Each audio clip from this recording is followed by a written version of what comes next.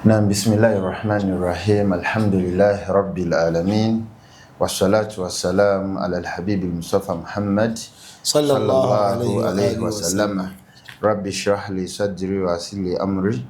wahlul uqdatan min lisani yafqahu qawli. Batulamu n'abalungi ku media yaffe neyo y'ekitiibwa Rabbi saballo w'ekitiibwa mwenna abawenga abawe emirembe era tubalamusa n'ekiramusa ekirungi nti assalamu alaikum wa rahmatullahi wa barakatuh. Wa alaikum assalam wa rahmatullahi wa barakatuh. Alhamdulillah, Allah ffe tumwebaza w'ekitiibwa atukomezaawo ku mpewo eno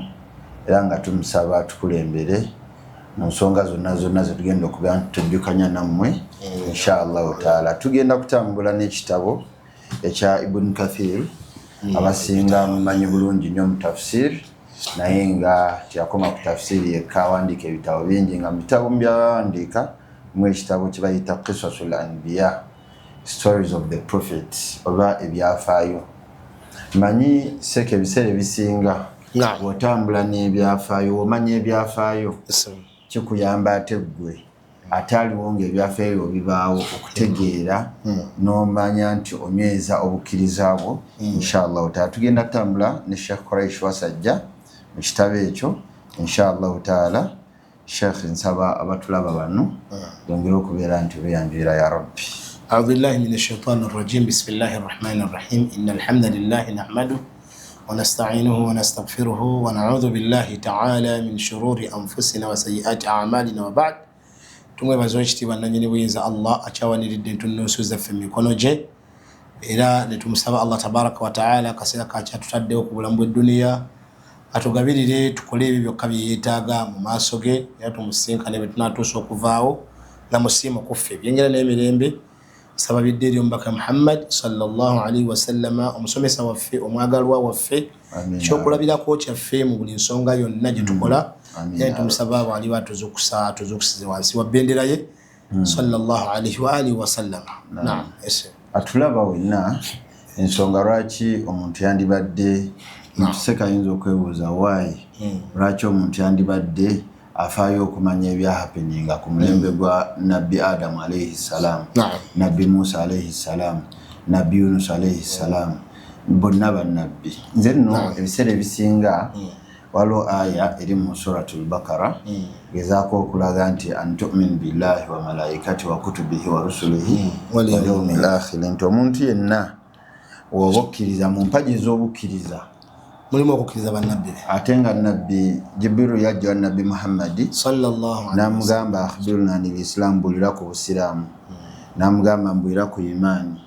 Bwe yagenda ku imaani ku bukkiriza n'ateekako nti omuntu yenna yandibadde akkiriza mu baki bannabbi ba Allah bebitibwa. So tugenda bakkiriza naye nga tobakola ki, tobasomyeko ze mithaalu za Allah ze yajja nazo okuba nti atutegeeza inshallah taala. Seka mpozi oyinza otuwaayo ku nsonga endala? Taban mu nsonga eziyinza okuba nti omuntu lwaki yaliwuliriza ku byafaayo byabo abatukulembera abalongoofu n'abakwata bendera mu balongoofu be bannabbi ba Allah tabaraka wa taala. Ensonga ng'oggyeko eyo gy'oyogedde mulimu okuba nti omuntu alaba bw'ayimiridde, alaba bw'ayimiridde mu bukkiriza bwe. Ebiseera ebisinga buli bakunyumiza kubaakulembera na biki bye bayitamu mu duniya muno ng'ate babakunyumizaako nga bawangalira ku nsi kuno, naawe w'oli ofuna ekyokuyiga nolaba butya bw'oyimiridde mu ddiini yo nekiddira imaani yo nekigyongera. Kirimu okuzza obujja obukkiriza bw'omuki n'otunuulira abantu abayita mu kubonaabona. Oba oliawo nga gwe Allah oba oliawo akyakusaasidde tonnakukutuukamu noweebaza Allah tabaraka wa taala. Kirimu okukusindikiriza n'omwebaza Allah ate n'ofuna ekyokuyiga nti omwana Adamu oba oliawo obulamu bw'ensi bwe butyo butambula. Ithan mulimu okuzimba obukkiriza bw'omuntu, mulimu okufuna ekyokuyiga kwabo abakulembera kubanga ebyafaayo by'abannabbi tuba tetunyumya ku nnabbi yekka nti yatambulira kaweweevu, wayenama tunyumire ku sayidi endala eyali emutuusako buki. Kuba ekitegeeza nti waliwo obugumiikiriza wakati awo n'ofuna ekyokuyiga. Kuba Sheikh we yawandiika ekitabo kye yagamba mu bimu ta'allam sabr wa thabat, era nti kwa Nabbi yagamba mu hadithi ashaddu nnasu balaa anbiya thumma al-amthal فالامثل فالامثل بيكiri ashaddu an-nas bala abantu abasinga okugezesebwa be bannabbi then Allah agenda okusira buli omu ku imani yubtala al-mar'u ala qadri dini buli omu Allah mugezi okusinza ku dini ye so era mu Qur'ani Allah yatuga nti laqad kana lakum fi qasasihim ibratan laqad kana fi qasasihim ibratun li ulil albab mukiswa yaba bitukunyumirizaako kiswa ya Yusuf ne baganda mwalimu ekyokuyiga ekitegeeza nti buli tunyumya ku byafaayo ebifaanaganako nga bino kireetera omuntu abigoberedde okudda obujja mu bukkiriza bwe neyezza bujja nga bwe kiri nti omuntu okubeerawo n'awuliriza agaboozibuuzi agabi kireetera omutima gwe okufuuka gumete ne guguma n'anywera nayiga obukodyo bw'obubbi nalaba nabwe kityo omuntu buli tumunyumiza ku bannabbi n'abalongoofu kireetera omutima gwe al-iman yazid okubanga gukkiriza gwongera obukkiriza tegerekese ekyo kikulu nnyo era kigendererwa kyamaanyi mu bigendererwa bino ekyokubiri oba kyenyinza okusembayo ku nsonga eyo kwe kuba nti omuntu ategeera nti eno ensi ya Allah inna al-arda lillah eno ensi eriko nnyiniyo ensi eriko yaliwo nga tetunnabaawo egenda kubeerawo nga tetuliiwo ate ejja kutambula mu sisimu nga nannyiniyo bwagikola ki byonna ebyafaayo byabannabbi betunyumya bibaako kubanga betuba tufe abasomesa abalaaga tetusomesa ku kibayita kiswa yawulamu emiteeko naye ebimu kubikola kiswa eteekeddwa okubaako nekyetuyita bidayi entandika wa nihaya ne wabaawo kyetuyita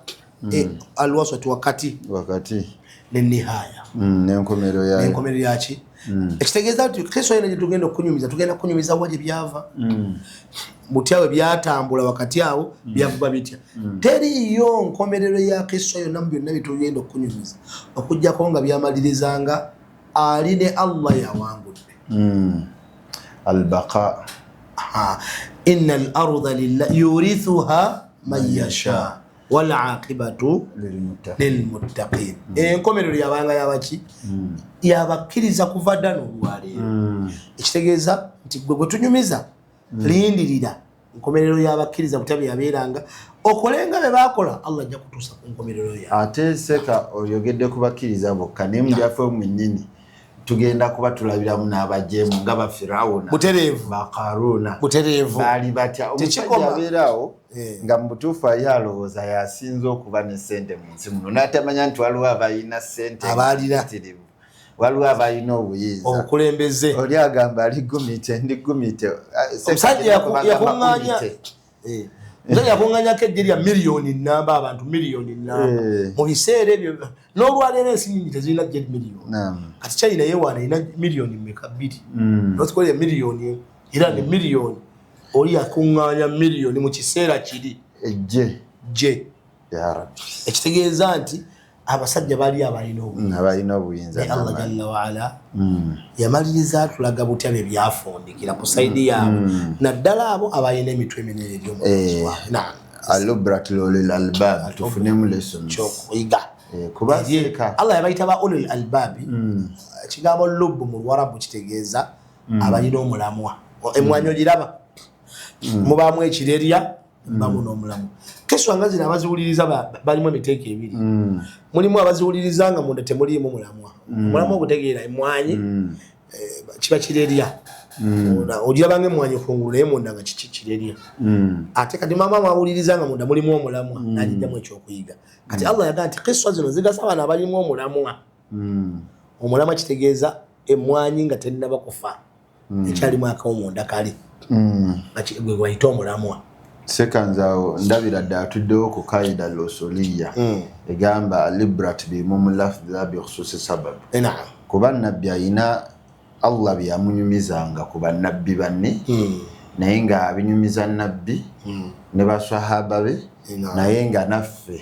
tulina okukyobola banga Sheikh ono Ibn Kathir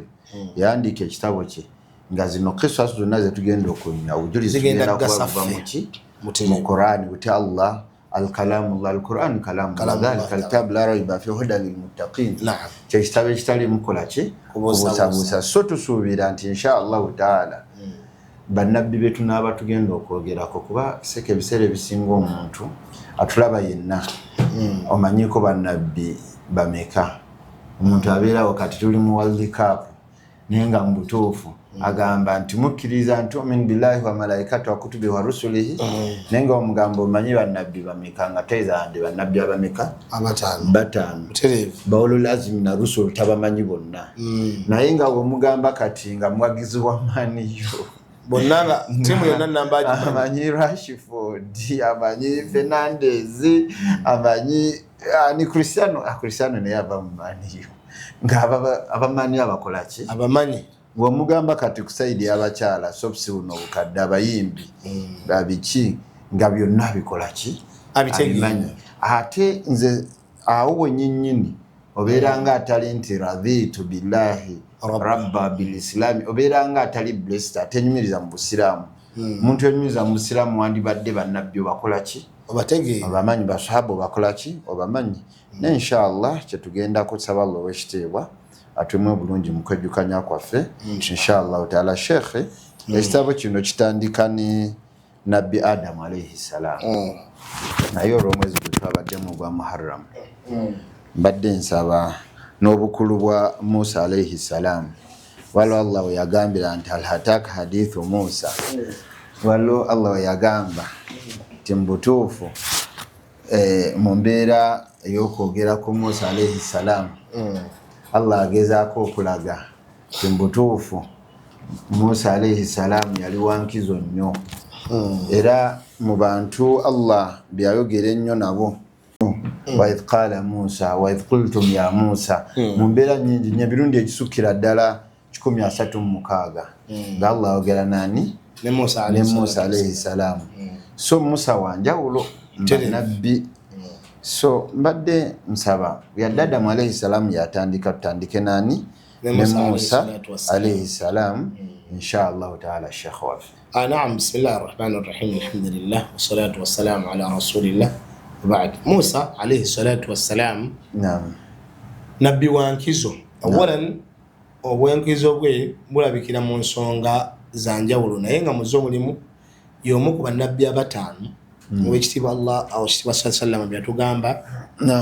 nti ulul azmi min ar-rusul Allah mu Qur'an yagamba nabbi Muhammad sallallahu alaihi wasallam nti fasbir kama sabara ulul azmi min ar-rusul buminkiriza nga bannabbi abafeesinga ebizibu bakola ki be babifeesinga be ba mu bakabaka abafeesinga ebizibu nabo beera mu ekitegeeza Allah abagamba nabbi tuddayo kudwatun hasana ali example nawe abagamba atuliza tulaba nti fasbiru gwe nalina ebizibu seka abantu baagala kwetta nasanze waliwo omusiraamu gwe muddu wa Allah kale nyinza ogamba si musiraamu naye Sheikh olaba abantu nga bali mu mbeera nnungi nolowooza ali bulungi so nga tali bulungi nga obadde omulaba nga ssente weeri atambula bulungi ali mulamu bweyagaza neba nga yatuuse okweggalira mu nnyumba ng'agala kufa n'agaana okumira eddagala n'akola ki mu mbeera yonna yonna ng'agamba oyo yeekaafe agende tumugamba fasbiru kama sabara guminkiriza ng'ababaka bange n'ensi si yakaweweevu ogenda kulaba Musa gy'ava gy'ayise yayita okutuuka okuba nga naawe olwaliro omusomako Allah ayagala bantu banywevu kubanga ensi yakugerezebwa oba nyumba yako kutugerezezaamu kutugezesa so si yakulirako kaki kaweweevu Musa alayhi salatu wassalam tugambye y'omu ku bataano nabbi sallallahu wakola ki abataano abo be bano wammanga asookera ddala Muhammad sallallahu alaihi wasallam ekuddako Isa nekuddako Musa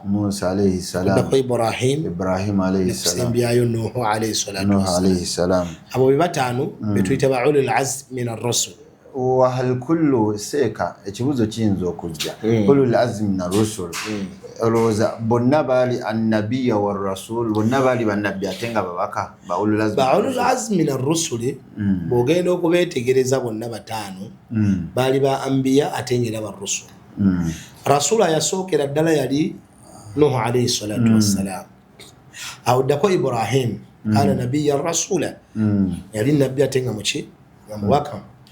Bozzaako Musa alayhi salatu wassalam kana nabiyyan rasula. Bozzaako Isa alayhi salatu wassalam kana nabiyyan wa rasula. Sembi yo nabbi wa Muhammad sallallahu alayhi wasallam kana nabiyyan wa rasula. Idhan ulul azmi min ar-rusuli akagamba kauli mubachi atenga rasuli yabeera waggulu wa nabbi. Kale nina wekityo bali eddala eryo nabbi bali tuwako ne batuuka ne ku ddala lye wachi وين الفرق بين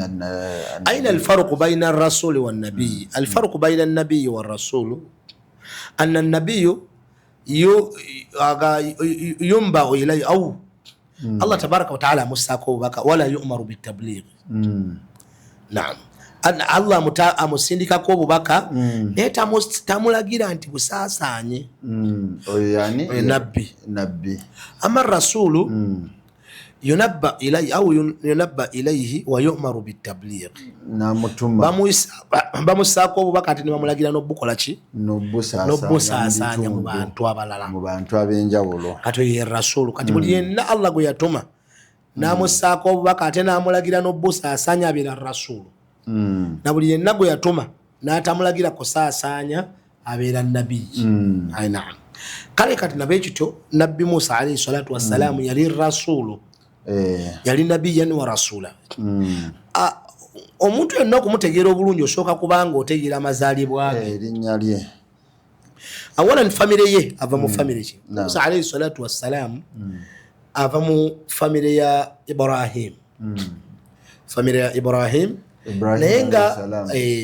ali kuddwa ya nabbi Ibrahim alayhi salam ya saba era ogenda obalaba oti jajjawo asembayo Ibrahim. Rabbana waj'alna muslimaini lak wa min dhurriyyatina ummatan muslimatan laka wa arina manasikana tub alaina. Kati Ibrahim alayhi salatu wassalam yali azala abana babiri.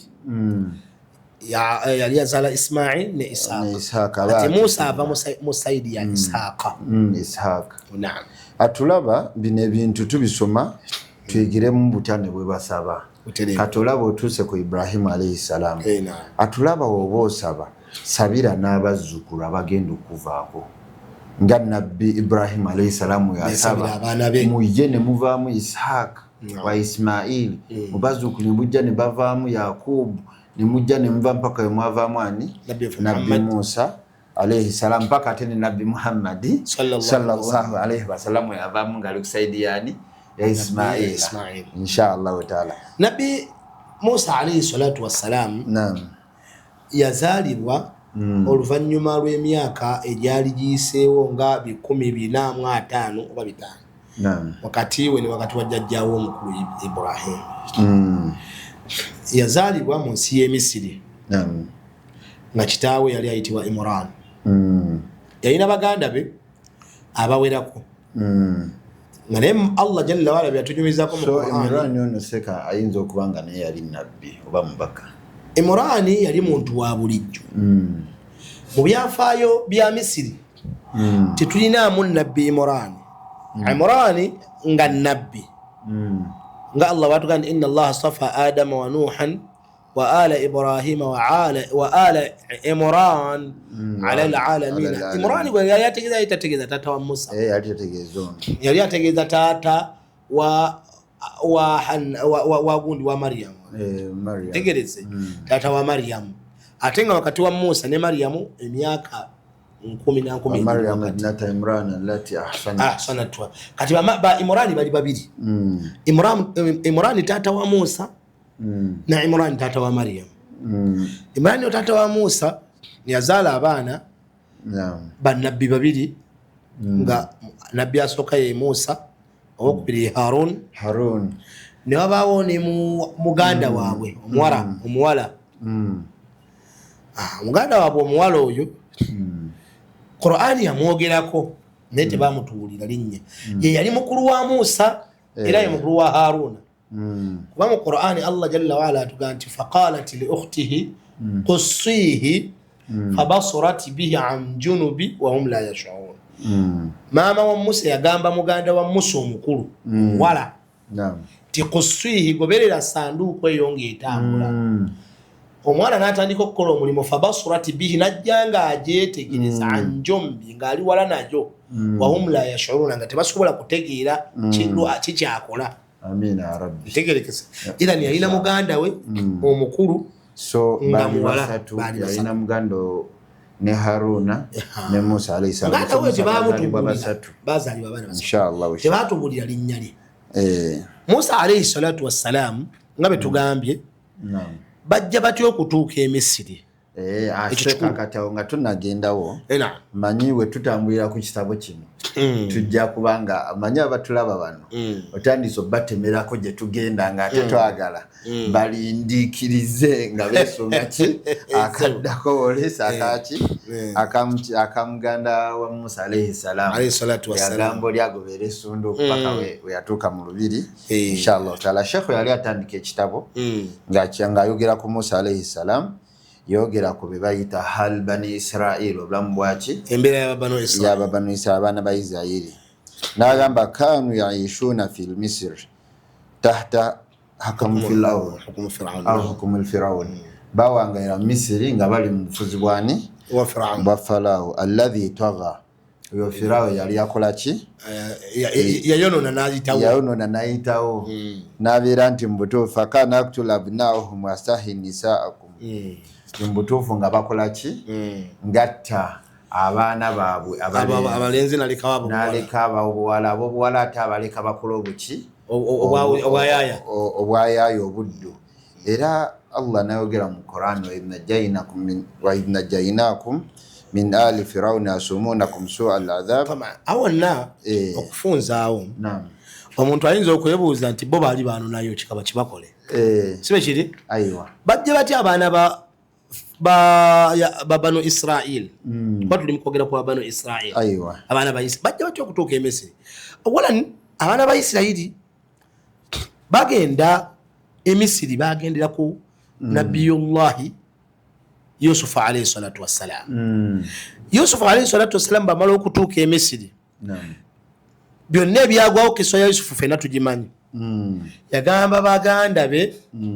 tiwatuni bi ahlikum ajma'in ne baganda bamwe bonna mubaleete ntegerekese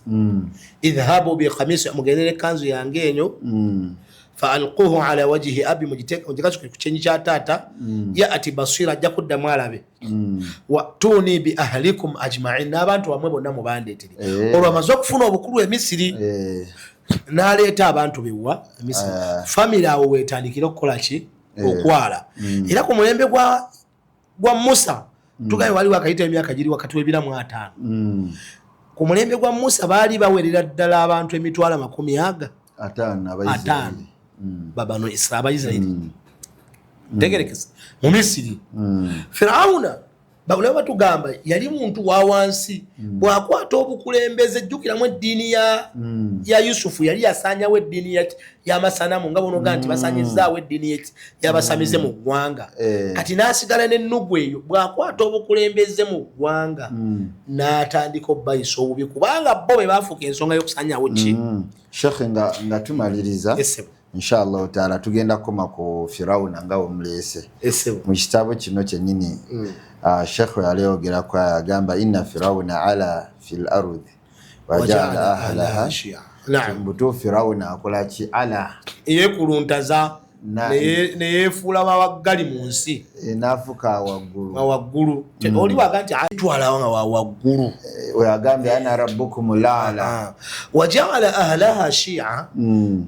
ekinene nnyo mu bye yakola yaddira abantu n'abaawulamu kye tuyita tabakati emitendera bano baana babanene bano mutendero gwa kubiri bano mutendero gwa komeka nga bitira okubeera mu nsi zonna ezitali mu demokrasi abantu abamu tabakati emiki kati Firauna kye yatandikirako jala ahlaha shi'a abantu b'ensi eyo Misiri abateekamu obuki obubinja bano bali mu first class second class ensi eriemu bonna bawo omusolo naye waliwo aba first class tebakola bali bakolerwa bukolererwa second class bakola balya ne bakuta third class bakola ne bakola nnyo naye tebalya kukuta tegerekese yastad'ifu ta'ifa mulimu abamu n'abafuula nga bawansi n'abanafuya taifa ki Allah gyategeeza ba banu Israila yudhabbihu abnaahum abaana baabwe yali abasala yudhabbihu abnaahum yasalanga abaana ab'obulenzi wa yastahyi nisaahum ate nalikawo abo ki tujja kulaba omulundi ogulala lwaki yali akikola Firawuni alina ensonga ye lwaki akola ensonga eyo nga yeyokulaba nti akuuma obukulembeze bwe ekijja kijja alhamdulillah Sheikh nga tumaliriza alhamdulillah batulaba kino kyokka episode oyo gyoliise Allah okutulaga nti Firawuni kyali akola kibi ku baddu be kuba mu butuufu Allah inna Allaha la yanzuru ala ajsamikum wala alwanikum walakin yanzuru ala qulubikum wa inna akramakum inda Allahi atqakum. Allah anakikulaze ntagenda tunulira kala ne wano Firawuni kyali akola akulaze kyali kibi yetwalira waggulu n'abantu n'abaawulamu kyokka nga baddu bani ba Allah. So yenna tulaba ebyafo bino bikuyamba okola ki okufunamu ekyokuyiga kakkana gwali mu department yonna you are not the first in that department. Omukulembeze yonna si gwe asoose okukola ki okubeera omukulembeze mu mbeera bino n'abantu bano b'okulembera don't look at them tobatunuliranga people as in abantu abali wansi abanyomebwa manya nti gwe Allah alhamdulillah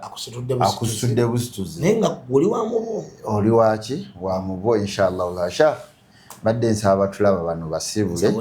era inshallah atuwemu ekyokuyigamu ebintu tusobodde okujjukane nabyo ate atuwe empeera yaffe tusinkane nga musiimu gye tuli. Assalamu alaikum warahmatullahi wabarakatuh. Wa alaikum salam warahmatullahi wabarakatuh.